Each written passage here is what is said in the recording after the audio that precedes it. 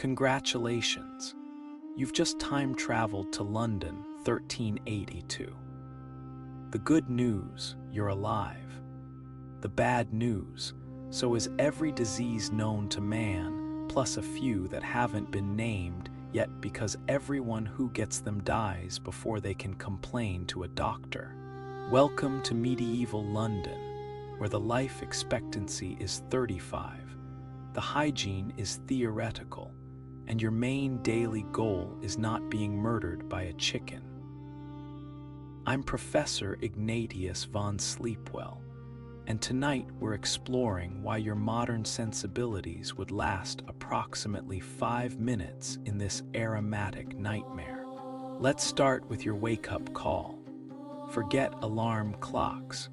Your morning begins with the sound of your neighbor vomiting into the street. This isn't a one-time occurrence. This is the medieval equivalent of birds chirping. The city smells like a brewery exploded in a sewer, which is accurate because that's basically what happened every night. Your bed, if we're being generous with the term, is a pile of straw that's been slept on by everyone in your family since the Norman conquest. The straw has more generations than the royal family and significantly more fleas. You don't just wake up itchy. You wake up as part of a complex ecosystem where you're the main course. But wait, it gets better, or worse, depending on your perspective, and whether you enjoy being covered in tiny biting insects before breakfast. And you haven't even experienced the bathroom situation yet. Medieval London doesn't have bathrooms. It has suggestions. If you're lucky, you have a chamber pot. If you're unlucky, you have a bucket. If you're tragically unfortunate, you have neither and must get creative. The chamber pot, when full, gets emptied out the window. There's a tradition of shouting garde-à-vous, which is French for watch out below, though most people just shout obscenities. The streets below are a flowing river of human creativity, and by creativity, I mean waste.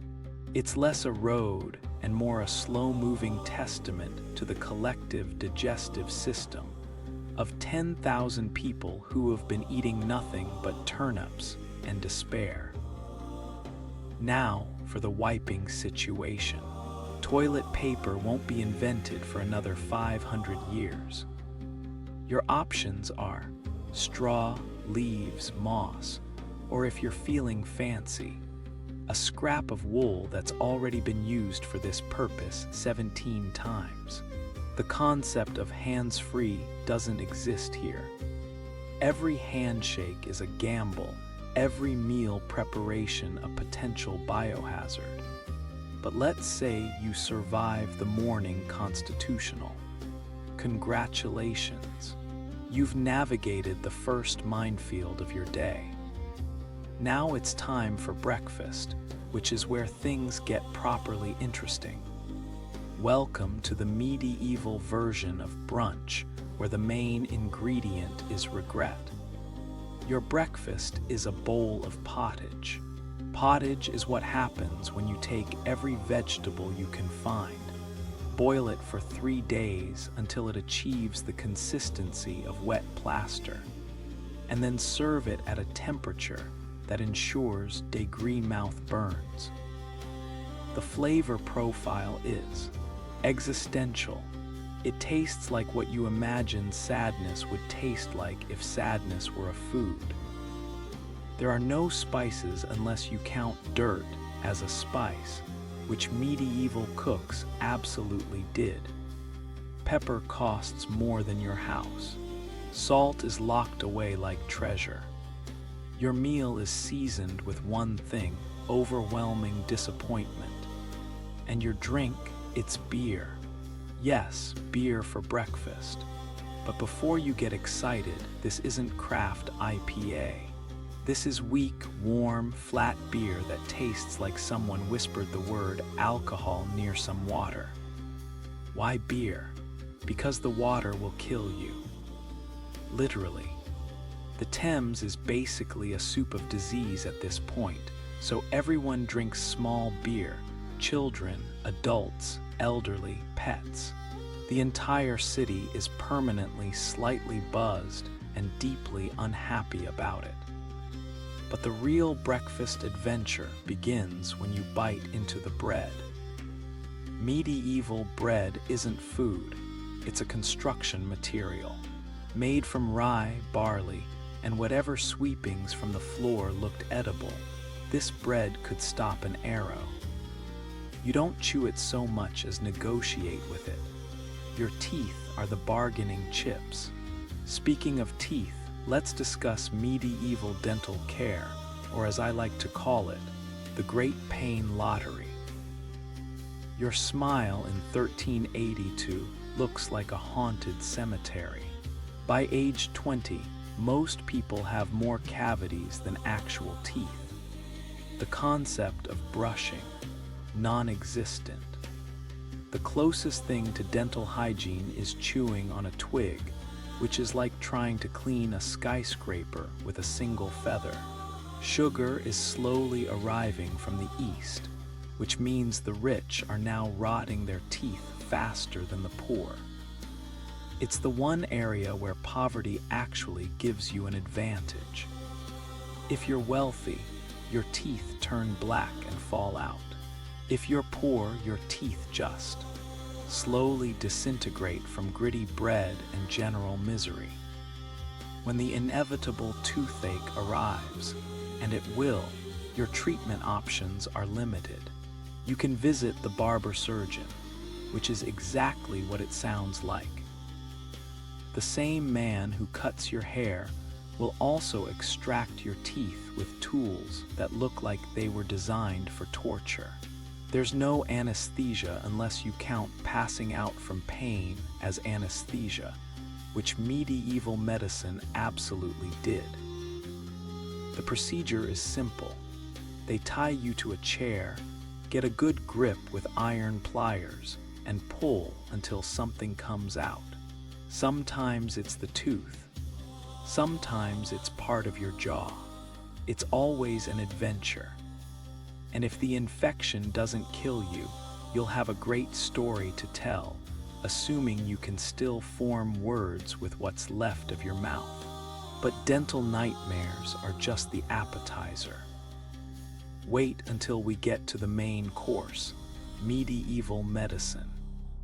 If you thought the tooth pulling was bad, you're about to discover that medieval doctors viewed the human body as a piñata of suffering, and they had the hammers to prove it. The foundation of all medieval medicine is the theory of the four humors. Your body contains blood, phlegm, yellow bile, and black bile. When they're balanced, you're healthy. When they're not, you're sick. It's a beautiful, elegant theory with one tiny problem. It's complete nonsense. But they built an entire medical system on it. Got a fever, too much blood, the solution, bloodletting. They'll drain your life force into a bowl using either a knife or leeches. The leeches are the premium option. They cost extra. Imagine paying someone to attach parasites to your body. Medieval healthcare was essentially a subscription service for worms. But the real fun begins with surgery. There's no anesthesia. There's no sterilization. There's no, please don't use the same knife you just used to slaughter a pig. Operations are performed with tools that look like they belong in a torture chamber, which, incidentally, many of them did. The survival rate for any major procedure is approximately maybe, and that's being optimistic. The barber surgeon, yes, the same person who cuts your hair, is also your dentist, your surgeon, and your leech applier. It's a one-stop shop for all your bodily horror needs. You could get a haircut, a tooth extraction, and a bloodletting in one afternoon. Talk about efficiency. And if you think the medical care is bad, wait until you experience the workday. Your job in medieval London isn't a career, it's a sentence. There's no quiet quitting. There's just quitting life, and even that's harder than it sounds. If you're lucky, you're a craftsman, a baker, a blacksmith, a candle maker. The bad news: your workshop is also your home, which means you're breathing in metal fumes or flour, dust 24/7. The average blacksmith's life expectancy is 32. Not because of accidents, though those happen too, but because their lungs fill up with soot by age 25. You're essentially a human filter for industrial pollution. If you're unlucky, you're a laborer. Your job is carrying things, heavy things, all day. There are no forklifts, no wheelbarrows, just your back and the grim determination not to collapse in the street. The average medieval laborer carries more weight in a day than a modern gym enthusiast lifts in a month. Your spine will have more curves than the Thames by the time you're 30. But the real losers in this employment lottery are the apprentices. Children as young as 7 are sent to work for masters who treat them like disposable tools. Your pay: room and board, which means sleeping on the workshop floor and eating the master's leftover pottage. Your rights: none. Your escape: death or completion of your term, whichever comes first. And let's talk about the hours. Sunrise to sunset, 6 days a week. Sunday is for church and remembering that God apparently hates you. There are no coffee breaks, no lunch hours, no HR department to complain to when your master beats you for moving too slowly. This isn't employment, it's indentured servitude with better branding. But the real fun begins at lunchtime, when the streets transform into a culinary nightmare. Medieval London street food makes modern food trucks look like Michelin star restaurants. The options are limited, and every one of them might kill you. Let's start with meat pies. Sounds comforting, right? Wrong. The meat inside could be anything: mutton, pork, or mystery meat, which is medieval code for whatever died recently and couldn't be used for anything else. The crust isn't buttery pastry. It's a thick, hard shell designed to preserve the contents for weeks. You don't eat the crust, you use it as a disposable bowl and pray the filling doesn't give you botulism. Then there's fish. London is full of fishmongers selling everything from salmon to eels. The problem: refrigeration doesn't exist. Fish that was caught yesterday is fresh. Fish from 3 days ago is edible. Fish from last week is cheap. The smell alone could knock out a horse. But the real adventure begins with the river fish, swimming in the same water where everyone dumps their chamber pots. It's the circle of life, and it's thoroughly disgusting. But the crown jewel of medieval street food is the public cookshop. For a few pennies, they'll roast you a chicken or joint of meat. The catch: you have to bring your own meat. That's right, you buy the animal, carry it through the filthy streets, then pay someone to cook it for you. It's like medieval Uber Eats, if the driver was a stranger who might use the same spit for every customer without cleaning it. And the drinks: ale, ale, and more ale. Water is still dangerous, so everyone drinks weak beer all day long. The city is permanently slightly intoxicated, which probably explains why people put up with these conditions. As afternoon arrives, so does the real horror. medieval social interactions. Forget dating apps and polite conversation. In medieval London, every interaction is a potential lawsuit, a brawl, or a public shaming. Let's start with courtship.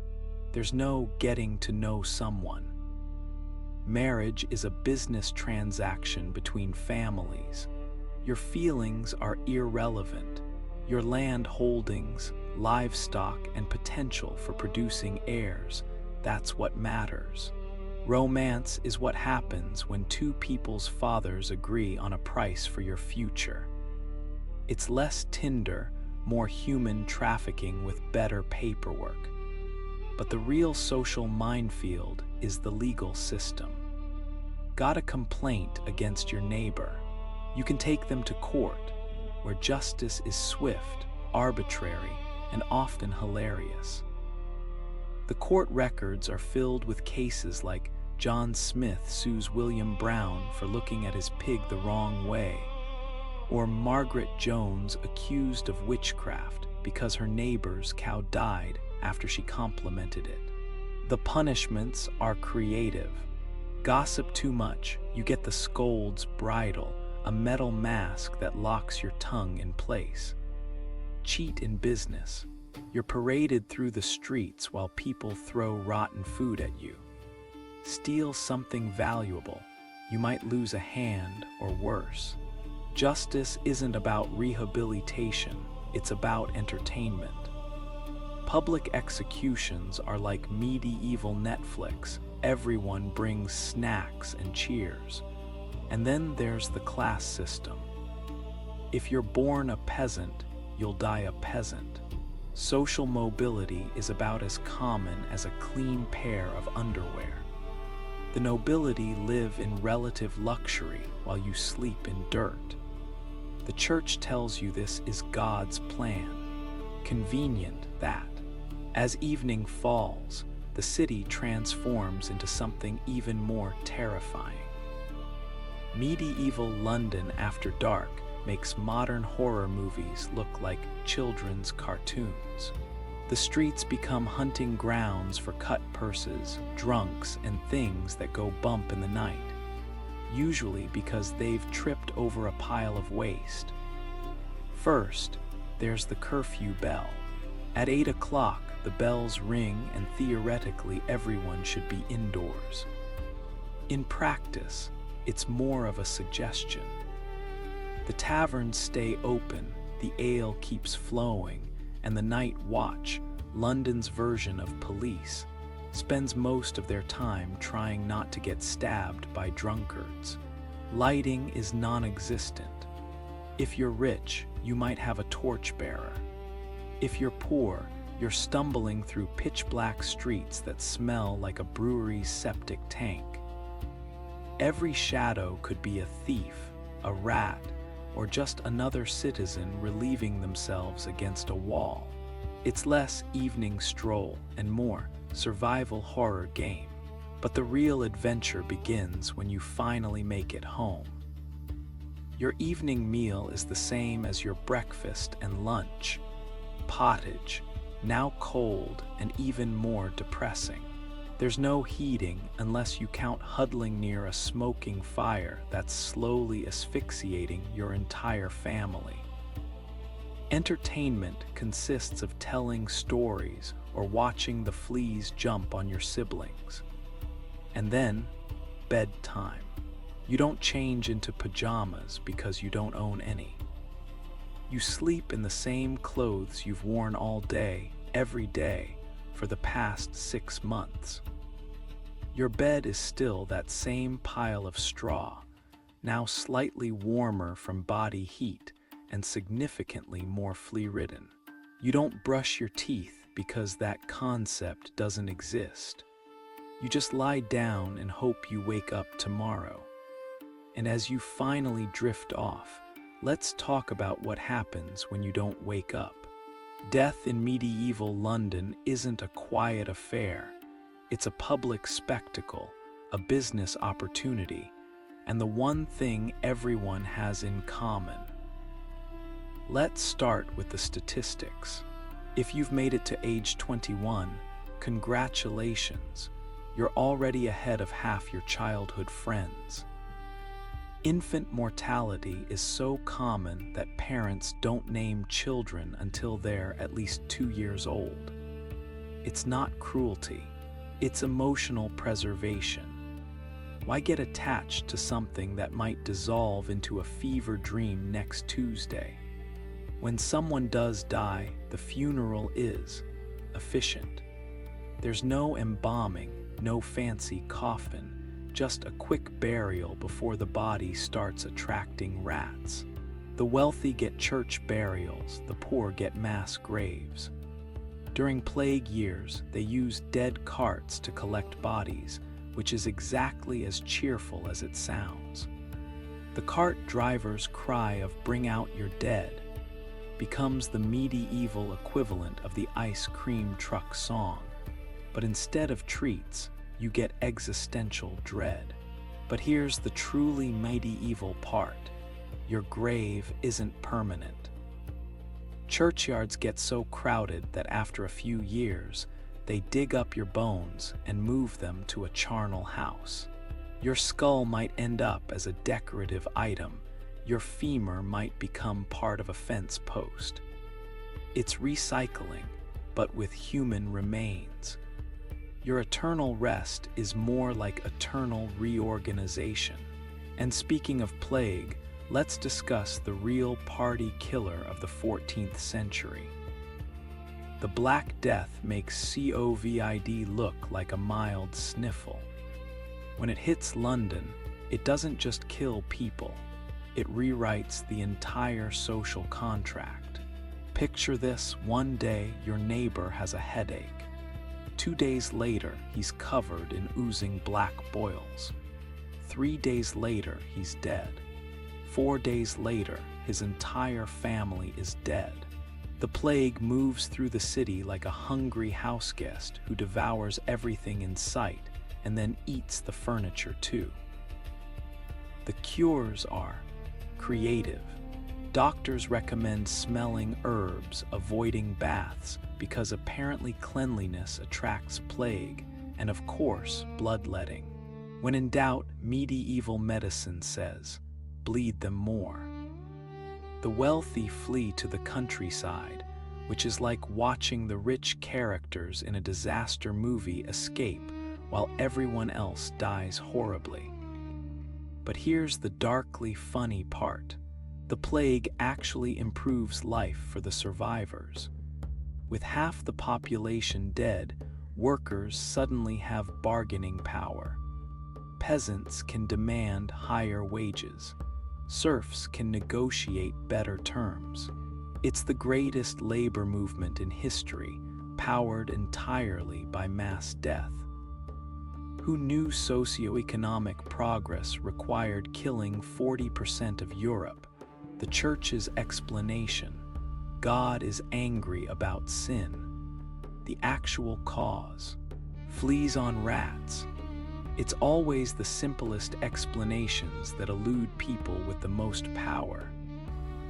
As we approach the final chapter, let's talk about what this all means for you, safely tucked in your modern bed.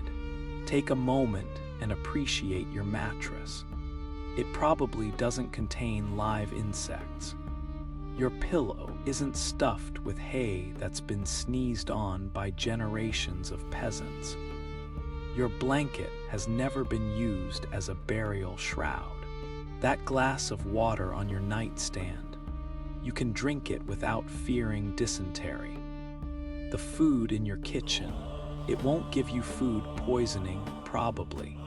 That smartphone charging nearby, it connects you to all human knowledge, not just the village gossip about whose chicken laid the weirdest egg. Medieval people would view your life as literal paradise. Hot running water, magic. Dentistry that doesn't involve pliers. Sorcery, the ability to eat fruit in winter. You might as well be God. Yet here's the remarkable thing. Through all the filth, the pain, the constant threat of death, people still found joy. They fell in love. They told jokes. They created art that still moves us centuries later. The human spirit is apparently immune to plague, poor sanitation, and pottage. So as you drift off to sleep tonight, remember your medieval ancestors. They endured conditions that would make a modern person weep, yet they persevered. They suffered through history's worst ideas, so you could enjoy history's best inventions.